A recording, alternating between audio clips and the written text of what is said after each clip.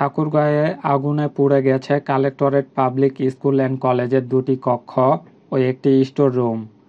বৃহস্পতিবার রাত 8:30টার দিকে বিদ্যালয়টিতে এ অগ্নিকাণ্ডের ঘটনা ঘটে। বিষয়টি নিশ্চিত করেন ঠাকুরগাঁও ফায়ার সার্ভিস ও সিভিল ডিফেন্সের টিম লিডার মোহাম্মদ রবিউল ইসলাম। তিনি জানান, খবর পেয়ে তাৎক্ষণিকভাবে ঘটনাস্থলে পৌঁছে আগুন নিয়ন্ত্রণে আনে ফায়ার সার্ভিসের 2টি ইউনিট। কিন্তু ততক্ষণে বিদ্যালয়ের 2টি শ্রেণীকক্ষ ও একটি স্টোর রুমের আসবাবপত্র সহ চেয়ার টেবিল পুড়ে যায়। এতে প্রায় 2,50,000 টাকার ক্ষয়ক্ষতি হবে। তবে আগুনের সূত্রপাত ইলেকট্রিক শর্ট সার্কিটের কারণে হতে পারে বলে প্রাথমিকভাবে ধারণা করা হচ্ছে। অন্যদিকে খবর পেয়ে রাত 10টার দিকে বিদ্যালয় পরিদর্শন করেন বিদ্যালয়ের সভাপতি ও জেলা প্রশাসক ইশরাত ফারজানা। তিনি জানান, আগুনের সূত্রপাত কিভাবে ঘটেছে তা এখনও নিশ্চিতভাবে বলা যাচ্ছে না। এ বিষয়ে 3 সদস্যের একটি তদন্ত টিম গঠন করা হয়েছে। তারা দিনের বেলায় সবকিছু খতিয়ে দেখবে, তবে এতে চলমান এসএসসি পরীক্ষা ব্যাহত হবে না। পরীক্ষা কেন্দ্রের একটি কক্ষ পুড়ে গেলেও সেই কক্ষের পরীক্ষা অন্য কক্ষে নেওয়া হবে বলেও জানান তিনি।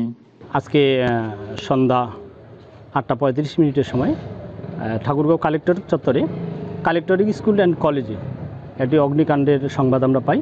সংবাদ পাওয়ার পরপরই তাৎক্ষণিকভাবে ঠাকুরগাঁও সদর ফায়ার স্টেশনের 2টি ইউনিট মুভ করে এবং অত্যন্ত দ্রুততার সহিত আমরা আগুনটিকে নিয়ন্ত্রণ করতে সক্ষম হই।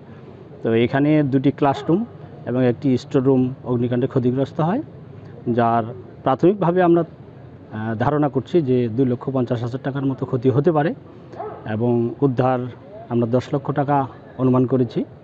আর এই অগ্নিকাণ্ডের কারণ আমরা প্রাথমিকভাবে ধারণা করছি ইলেকট্রিক শর্ট সার্কিট থেকে এই অগ্নিকাণ্ডের সূচনা হতে পারে। আমরা তো এখনও নিশ্চিত নই, তো আমি 3 সদস্য বিশিষ্ট একটা তদন্ত কমিটি করে দিচ্ছি। আর তারা কালকে দিনের আলোয় সব কিছু দেখে রিপোর্ট দিবে, তো তারপরে আমরা প্রয়োজনীয় ব্যবস্থা করব। আর যেটা বোঝা যাচ্ছে যে এখনও আপনার বেশ কয়েকটা রুম ক্ষতিগ্রস্ত হয়েছে। আর আমাদের ওই পাশটাতে যেহেতু আমাদের ট্রেজারি আছে, অন্যান্য অফিস আছে, আমরা এখন ওই পাশটাতে গিয়ে নিশ্চিত হব যে আগুন পুরোপুরি নিভেছে কিনা। এই কারণে আগুন লেগেছিল এটা আসলে তদন্ত করে দেখতে হবে, এখন কিছু বোঝা যাচ্ছে না। ম্যাডাম, পরীক্ষার কেন্দ্রের কি কোনো সমস্যা হবে?